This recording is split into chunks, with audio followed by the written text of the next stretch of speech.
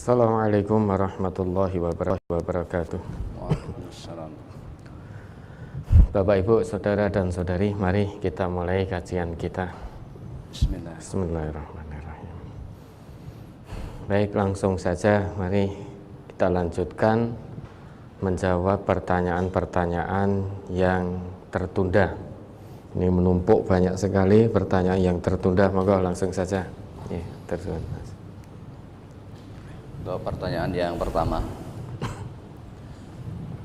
sudah 1 minggu anak saya mondok di pondok pesantren MTA, tapi sampai hari ini istri saya masih sedih pisah dengan anak saya. Sebenarnya ke pondok pesantren itu sudah menjadi harapan kami bertiga, dan alhamdulillah anak saya bisa masuk di sana. Kami bahagia, cuma yaitu kami merasa kehilangan ketenangan bersamanya selalu terlihat. Apa? Ketenangan? Kenangan bersamanya selalu terlihat. Mohon nasihatnya Ustadz, bagaimana caranya agar kami bisa sabar, agar kami bisa tegar, dan agar kami bisa bersemangat lagi. Ya, ini untuk semua ya, para wali santri, bukan hanya yang anaknya di pondok pesantren MTA saja ya, buat bapak ibu yang putra putrinya ada di pondok pesantren manapun, termasuk juga yang ada di sekolah-sekolah berasrama, boarding school. Bagaimana caranya biar sabar? Ini masih sering menangis terus. Pertama, wajar pisah dengan buah hati yang biasanya awor, dikeloni setiap saat melihat, makan diambilkan, bahkan ada yang masih didulang, disuapi. Kemudian kok tiba-tiba berpisah, masuk kamarnya, anaknya nggak ada, tetapi terbayang terus anaknya ada di situ. Ya. Makan tak enak, tidur tak nyenyak, ingat anaknya terus. Kemudian menangis. Ya. Apa tidak boleh? Boleh menangis, pisah dengan buah hati yang dicintai, boleh. Satu hal yang wajar. Ya, satu hal yang wajar, namun jangan diperturutkan. Lebih baik bapak ibu menangis sekarang karena pisah dengan putra putrinya yang sedang menuntut ilmu fi sabilillah. Lebih baik menangis sekarang, pada akhirnya nanti putra putrinya paham tentang agama, kenal dengan Robnya, mengamalkan perintah Robnya dan tuntunan nabinya. Sekarang tangis sedih karena berpisah, pada akhirnya nanti akan nangis bahagia karena putra putrinya kenal dengan Allah, tahu ketetapan agama, perintah agama, tuntunan agama, sholatnya terjaga 5 waktu, bahkan sholat-sholat sunnahnya juga istiqomah dilakukan, qiraatul Qur'annya, murojaahnya, tahfidnya terjaga, akhlaknya terjaga 24 jam, yang waktu di rumah mungkin banyak sendaguro, banyak. Nah sekarang di pondok pesantren, ustadz-ustadznya tega, karena ini amanah, ini calon generasi Islam di masa mendatang. Maka mari kita jaga generasi-generasi kita.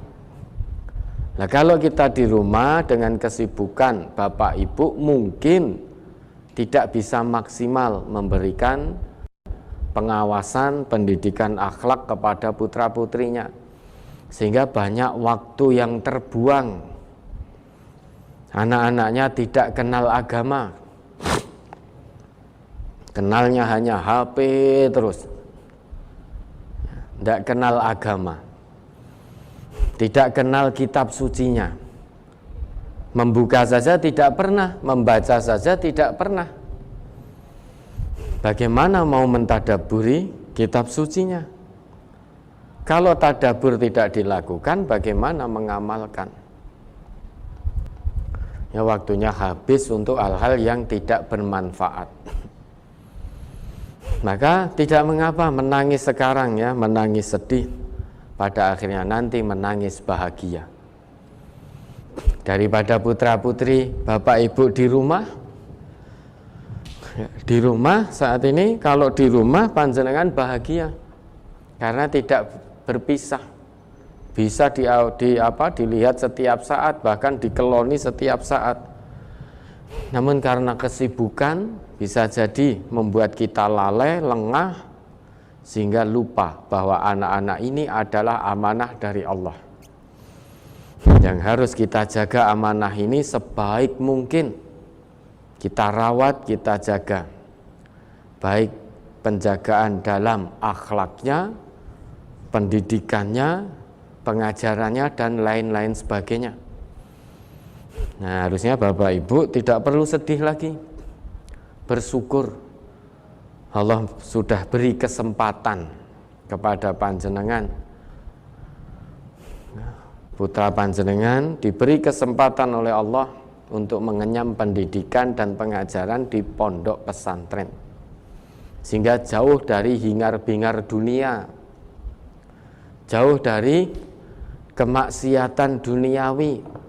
Ya, sekarang kita lihat anak-anak seusia mereka, pergaulan di luar seperti apa bisa kita lihat. Sangat-sangat memprihatinkan, sangat mengkhawatirkan. Anak-anak seusia mereka, seusia anak-anak kita yang saat ini sedang mondok, itu banyak yang salah pergaulan. Lesannya kotor, setiap ngomong kebun binatang keluar semua nama-nama hewan yang ada di kebun binatang. Lesannya kotor. Ini kenapa? Karena pergaulannya tidak terkontrol, semuanya masuk. Maka bersyukurlah, daripada anak di rumah tidak kenal Allah, tidak kenal agama, tidak mengamalkan agama secara kafah, sehingga pada akhirnya nanti panjenengan menangis. Menangis karena anak tidak kenal Allah, anak tidak kenal agama. Sholatnya keter, dibangunkan untuk sholat marah-marah, diingatkan untuk qiraatul Quran marah-marah, diminta berhenti dari main game online-nya marah-marah, berani pada orang tuanya, sehingga pada akhirnya banyak orang tua yang menyesal, menangis, sedih karena anaknya tidak kenal Allah, tidak kenal kewajibannya terhadap Allah. Maka memondokkan anak itu harus ikhlas. Sudah menjadi satu konsekuensi ketika kita punya niat dan punya azam untuk menyekolahkan anak-anak kita di pondok, ya mesti konsekuensinya adalah kita berpisah. Dipisahkan, jarak fisik tidak bertemu, namun hati senantiasa selalu bertemu. Nah, sekarang banyak orang tua niatkan anaknya mondok karena menyadari kesibukannya. Bapak ibunya bekerja, tidak bisa mengawasi anaknya secara penuh, tidak bisa mengawasi akhlaknya, sering tidak teganya. Ya, mengajak anak kepada kebaikan itu tidak tega. Menyetop anak dari hal-hal yang tidak bermanfaat juga tidak tega. Pengen anaknya baik, namun tidak ada waktu untuk mendidik, untuk mengawasi. Tidak tega. Maka pengen anaknya baik, disekolahkan di pondok, namun ternyata tidak ikhlas. Ijik pengen weruh terus, ijik pengen weruh terus. Padahal konsekuensi nyekolahkan anak di pondok, di boarding school ya mesti berpisah secara fisik. Ya kalau tidak pengen berpisah ya jangan disekolahkan di pondok. Ya cukup disekolahkan yang bisa berangkat dan pulang. Kalau sudah selesai jam sekolahnya pulang, lah nanti masih bisa bertemu. Kalau di pondok atau di asrama boarding school ya mesti berpisah secara fisik. Nah kalau tidak ingin berpisah namun tetap anaknya ingin di pondok ya berarti panjenengan ikut pondok, apa begitu? Nah sekarang ini banyak sebetulnya anaknya biasa-biasa saja di pondok, kuat-kuat saja. Namun banyak orang tua yang tidak kuat. Justru yang tidak kuat mondok itu orang tuanya. Teringat masih nangis. Saking tidak kuatnya pengen lihat anaknya terus. Yang menjadi korban siapa Ustaz? Ya ustadz-ustadznya di pondok, diuyak-uyak, diopyak-opyak terus. Minta tolong Ustadz, mohon divideokan anak saya, minta difotokan anak saya karena saya sudah kangen dan lain sebagainya dan lain sebagainya. Coba sekarang kalau setiap wali santri begitu saat ini ada ya di SMA berapa muridnya Ustadz boarding school? Yang putra 420, putri ya sekitar 590-an. Total Hampir 1000. Hampir 1000 yang di boarding school di SMA kita. Setiap anak ngoyak-ngoyak ustadznya untuk memvideokan anaknya, memfotokan anaknya agar dikirim. Coba waktunya ustadz habis monggo video buat moto. Terus kapan memberikan pendidikan dan pengajarannya? Karena ada 1000 santri dan santriwati. Ada 1000 santri dan santriwati. Di pondok MTA saat ini sekitar 500 sekian, 529 atau 519 itu.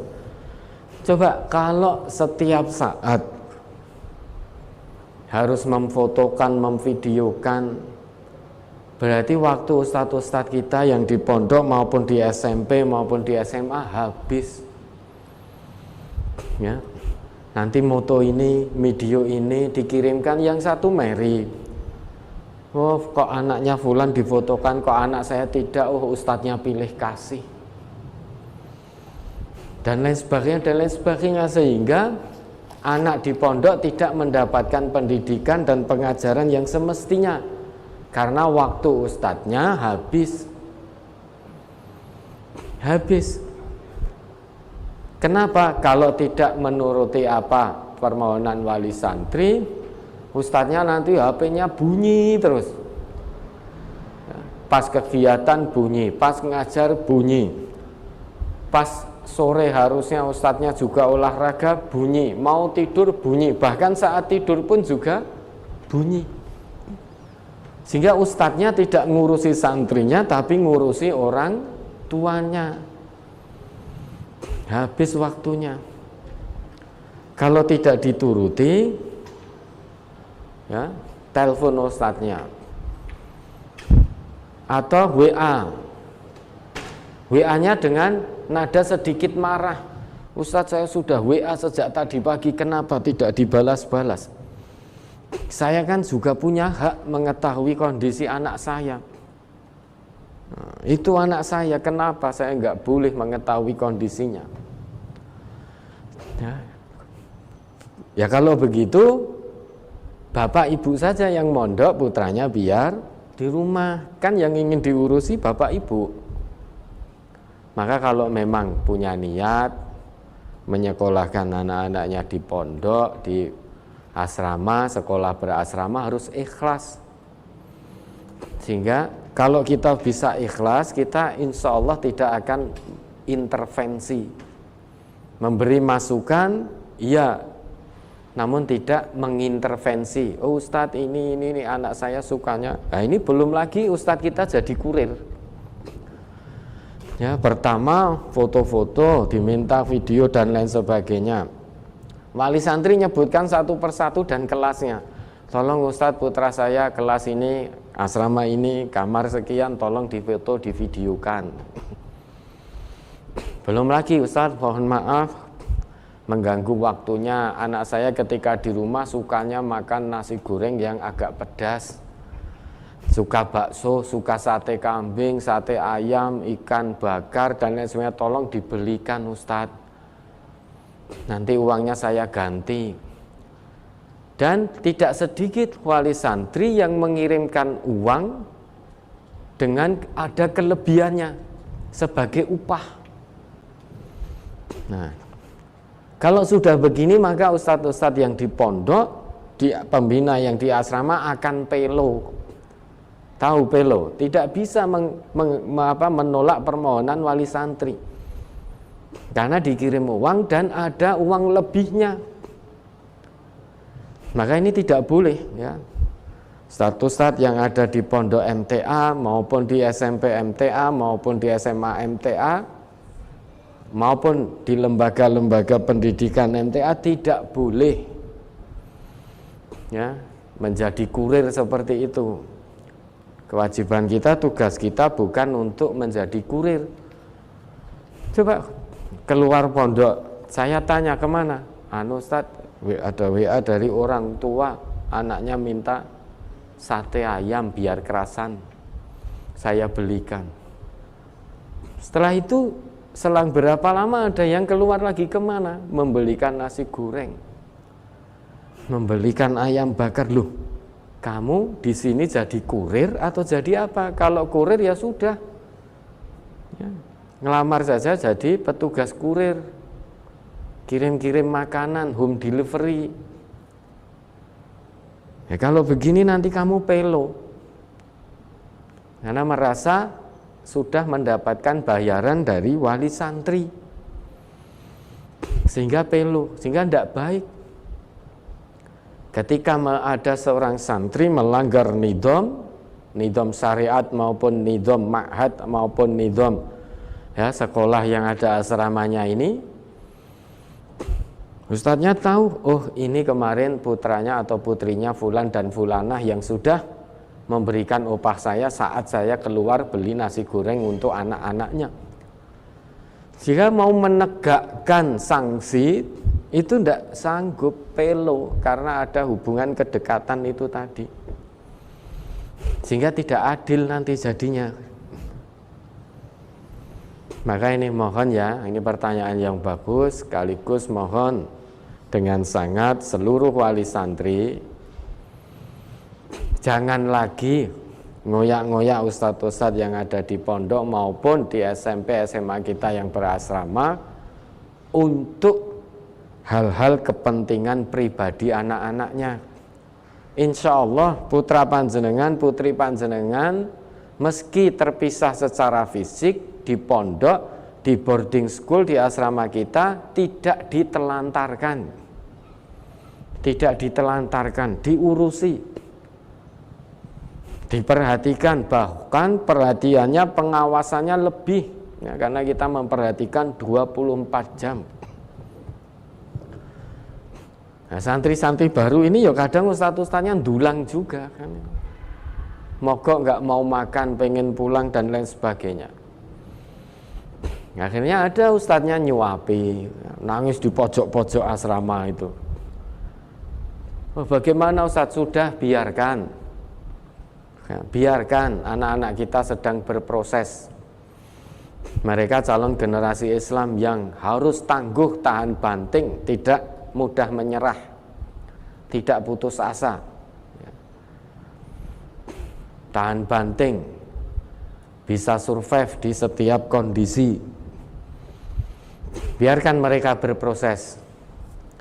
Oh, nanti ada masalah dengan temannya, anak saya nangis, ini biarkan. Memang prosesnya harus begitu. Kan tidak mungkin selamanya panjenengan tunggui putra-putri panjenengan, nanti satu saat akan panjenengan tinggal. Lah kalau terus dinina bubukkan, terlalu dinina bubukkan, tidak diberi kesempatan untuk berproses agar tangguh jiwanya. Nah, nanti kalau panjenengan sudah dipanggil oleh Allah, apa yang akan terjadi dengan putra-putrinya? Maka melempem nanti, generasi Islam melempem.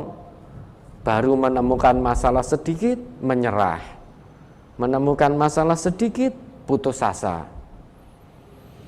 Ya, nanti anak saya nangis, biarkan nangis. Ya. Kalau nangis berarti tandanya manusia itu bisa mengeluarkan air mata.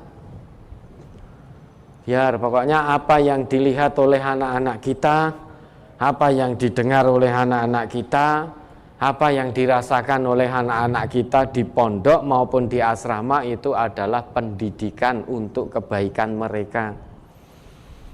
Jiwa mereka biar kuat, biar tangguh, maka perlu dilalui prosesnya. Kedisiplinannya harus diajarkan sejak dini.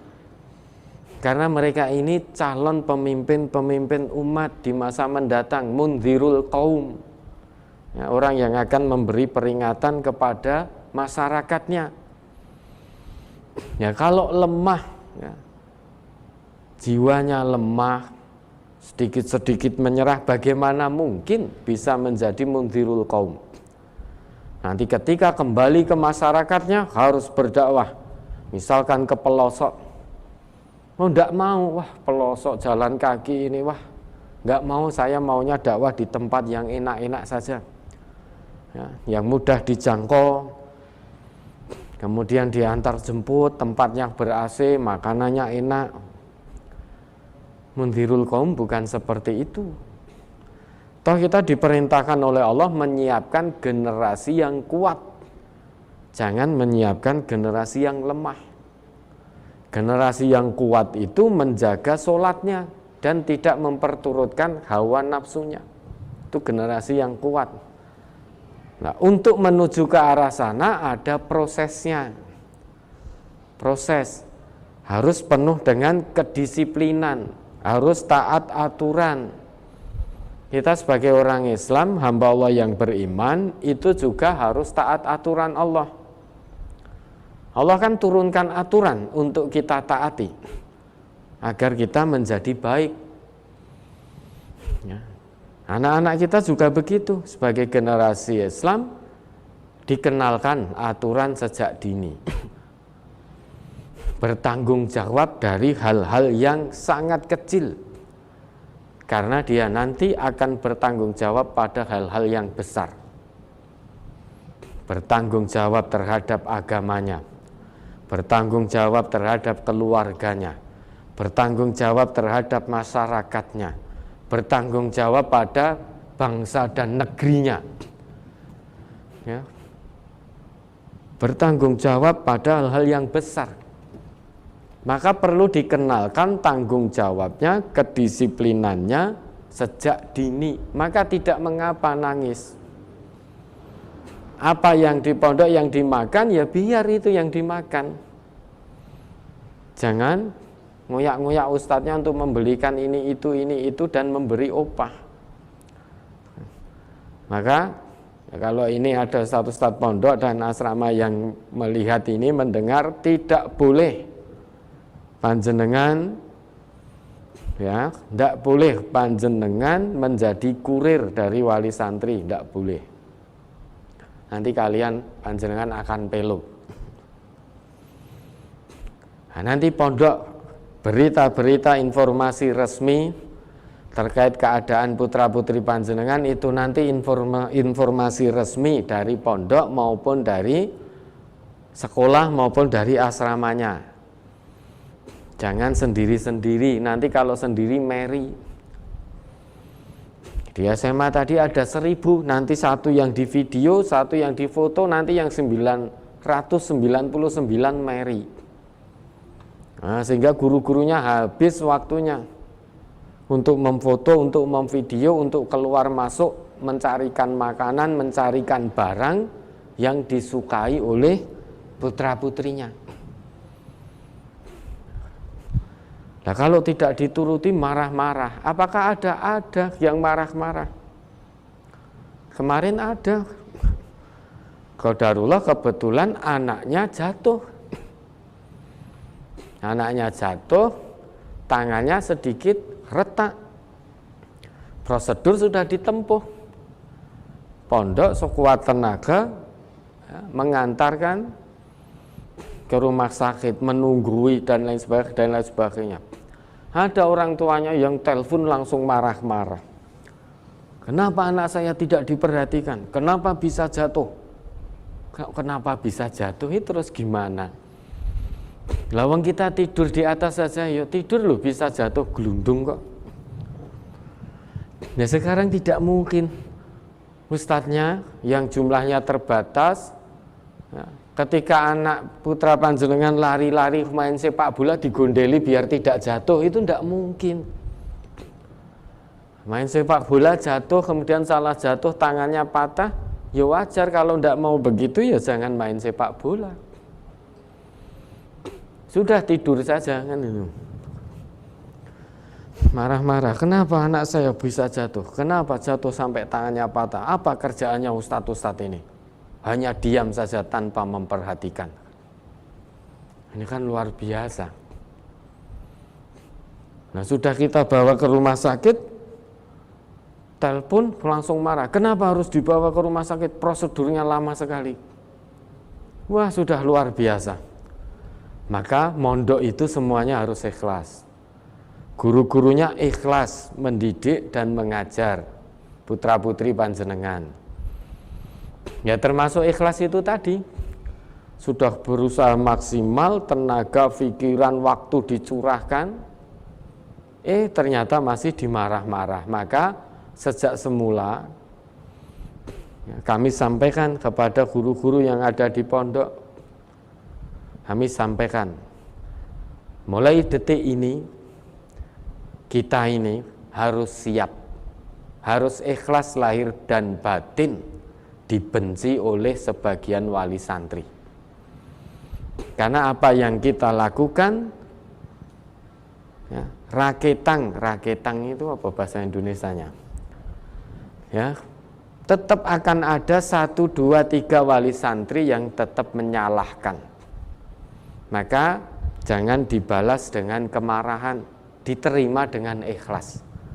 Apapun nanti yang kita dengar dari wali santri kita, terima dengan ikhlas dan tetap dengan santun bertutur kata dan tetap mohon maaf. Pangapunten Bapak Ibu, mohon maaf atas kekurangan kami. Nah, itu harus kalian lakukan. Siap dibenci.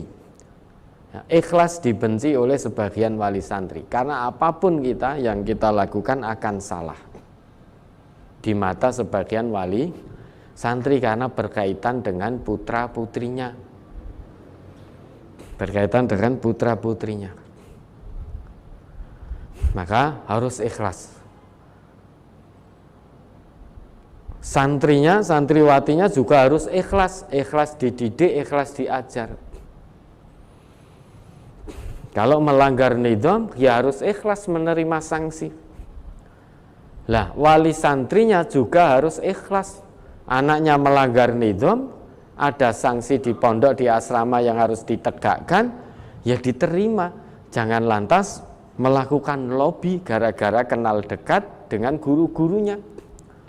Ustadz, mohon maaf anak saya itu pasti tidak sengaja Ustadz. Mohon maaf, jangan dihukum dan lain sebagainya. Nah ini Bapak Ibu berarti tidak ikhlas. Semuanya itu harus ikhlas ya. Memondokkan anak semuanya harus ikhlas. Ikhlas berpisah. Ikhlas untuk anaknya mendapatkan pendidikan dan pengajaran. Guru-gurunya ikhlas mendidik dan mengajar. Semuanya hanya mengharap ridha Allah. Nah, ikhlas itu apa? Ikhlas itu berarti ada usaha kita untuk menjernihkan, membeningkan, memurnikan hati. Ikhlas itu beda dengan kholis. Ya, kalau kholis itu artinya murni. Dari kata kholaso, orangnya disebut kholis, murni. Kalau ikhlas dari akhlaso, orangnya disebut mukhlis, sehingga ada tambahan hamzahnya di depan, jadi akhlaso. Sifatnya disebut ikhlas, orangnya disebut mukhlis, maka fad'allaha mukhlisina lahuddin, kan begitu. Nah, ada tambahan hamzahnya berarti harus ada usaha. Kalau kholis itu murni, misalkan air ini kholis, murni, bening, jernih, tidak ada campurannya. Kemudian kemasukan kotoran, lah saya berusaha menjernihkan air ini dari kotoran-kotoran tadi, maka disebut mukhlis, sehingga ada usaha. Nah, panjenengan sudah membondokkan anak tetapi masih sering nangis terus, kenangan-kenangannya terbayang terus. Nah, bagaimana? Maka harus menjadi orang tua yang mukhlis, usaha, lakukan. Ya, dilawan bagaimana kenangan itu biar tidak menyebabkan kesedihan yang terus-menerus dan berlarut. Ya, harus diusahakan. Dipahami bahwa yang memiliki anak saya yang sesungguhnya adalah Allah. Maka apa hak saya menghalangi anak saya untuk mondok, untuk lebih dekat kepada Rabb-Nya? Karena yang maha memiliki anak saya bukan saya bukan pemiliknya. Saya ini hanya dititipi oleh Allah untuk merawat, untuk mendidik. Nah, maka salah satu pendidikan yang baik sudah ditempuh, Allah beri kesempatan putra-putrinya mondok, maka harus bersyukur. Selain itu doakan, mudah-mudahan anaknya kerasan, mudah-mudahan anaknya bisa dengan lancar mengikuti pendidikan dan pengajaran yang ada di pondok maupun di asrama. Nah, setelah itu bismillah, berazam kepada Allah untuk mengikhlaskan anak-anaknya dididik, diajar, didekatkan kepada agama, diawasi akhlaknya, kemudian diawasi, dididik ya, pengamalan-pengamalan agamanya secara kafah. Nah, pada akhirnya nanti panjenengan akan nangis bersyukur, nangis karena syukur anaknya taat kepada Allah. Lebih baik nangis syukur, nangis bahagia karena anak taat kepada Allah dengan mondok, dengan asrama, daripada kita menangis anak tidak kenal agama, tidak kenal Allah, tidak kenal sholat, tidak kenal qiraatul Quran, jauh dari jalan Allah meski anak kita di rumah. Ya, mudah-mudahan bisa dipahami. Ada lagi?